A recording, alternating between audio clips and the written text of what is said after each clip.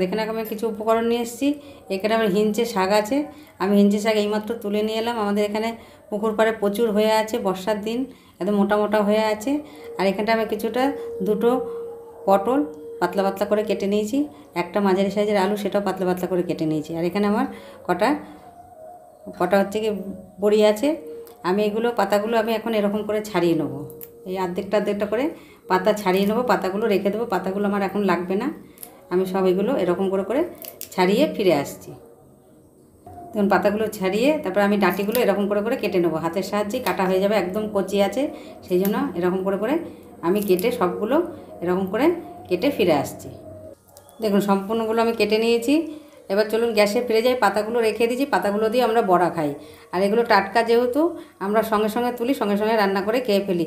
আর আপনারা সকলেই জানেন হিঞ্চে খাওয়া খুবই ভালো শরীরের পক্ষে। চলুন এবার গ্যাসে ফিরে যাই। আমি কী করে চচ্চড়ি করবো আজকে সেটা আপনাদের দেখাবো। দেখুন ফিরে এলাম গ্যাসে। গ্যাসটা জেলে আমি একটা কড়াই বসিয়ে দিয়েছি। কড়াইতে আমি একটু সর্ষের তেল দিয়েছি, এই 4 চামচের মতো তেল দিয়েছি। তেলটা গরম হয়ে গেছে, আমি দিয়ে দেবো বড়িগুলো। সম্পূর্ণ বড়িগুলো আমি একটু লাল লাল করে ভাজবো। বড়িগুলো আমি একটু লাল লাল করে ভেজে তুলবো। কীরকম লাল করবো সেটা আপনাদের দেখাবো। এর থেকে বেশি আর লাল করবো না। আমি বড়িগুলো তুলে ফিরে আসছি। দেন বড়ি ভাজার তেলের মধ্যে আমি দিয়ে দেবো একটু রাঁধুনি ফোড়ন। একটু মিষ্টি সুগন্ধ হওয়া পর্যন্ত অপেক্ষা করব। মিষ্টি সুগন্ধ উঠে গেছে, আপনাদের দিয়ে দেবো আমি পটল আর আলুটা কেটে রেখেছি, সম্পূর্ণ এর মধ্যে দিয়ে দেবো। পটল আলুটা সম্পূর্ণ দিয়ে দিয়েছি। আমি এখানে একটু নাড়াচাড়া করে নেব। এমনি দিয়ে দেবো একটু হলুদ, দিয়ে দেবো স্বাদ অনুসারে নুন। সকলের কাছে অনুরোধ রইল লাইক দিয়ে পুরো ভিডিওটি দেখবেন।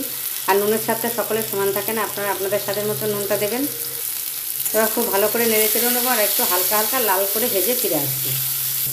দেখুন হালকা লাল হয়ে গেছে। এই পর্যায়ে দিয়ে দেবো আমি যে হিঞ্চেগুলো কেটে রেখেছি সেগুলো সম্পূর্ণ এর মধ্যে দিয়ে দেবো।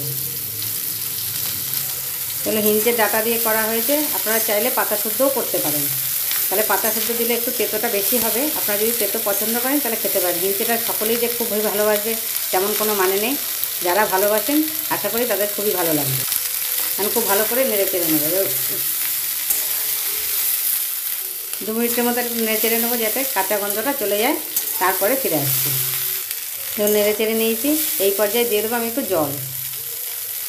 ডাঁটা আলু পটল সেদ্ধ হওয়ার অনুযায়ী জল দেবো।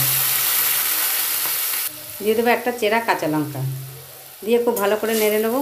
যতক্ষণ এগুলো সেদ্ধ হচ্ছে ততক্ষণ আমি এটা ঢাকা দিয়ে সেদ্ধ করে তারপর ফিরে আসবো। আলু পটল আর ডাঁটাগুলো সেদ্ধ হয়ে পর্যন্ত অপেক্ষা করবো। কিন্তু আমি অল্প একটু সর্ষে শিলপাটায় বেটে নিয়েছি, সেটা এখন সম্পূর্ণ এর মধ্যে দিয়ে দেবো। বাটাটা আপনাদের দেখানো হয়নি। এই পর্যায়ে দিয়ে দেবো বড়িগুলো আমি গোটা ভেজেছিলাম, আমি মাঝখান থেকে ভেঙে ভেঙে নিয়েছি। এখন খুব ভালো করে নেড়ে চেড়ে নেবো। এই পর্যায়ে দিয়ে দেবো 1 চামচ চিনি। এই ছোটো চামচের 1 চামচ চিনি দিয়ে দিলাম। চিনিটা দিলে খুব দ্বিগুণ স্বাদটা বেড়ে যায় এর। একটু নিরামিষ রেসিপি, আপনাদের কীরকম লাগলো অবশ্যই জানাবেন। বাড়িতে আবার ট্রাই করে দেখতে পারেন। সকলের কাছে অনুরোধ রইল লাইক দিয়ে পুরো ভিডিওটি দেখবেন। এটা এখন আমি বড়িটা সেদ্ধ হওয়া পর্যন্ত অপেক্ষা করব। দেখুন আমার এটা হয়ে গেল, কত সুন্দর হয়েছে। টাটকা তরকারি হিঞ্চে খান, আশা করি সকলের ভালো লাগবে। সকলে ভালো থাকবেন, সুস্থ থাকবেন। ধন্যবাদ।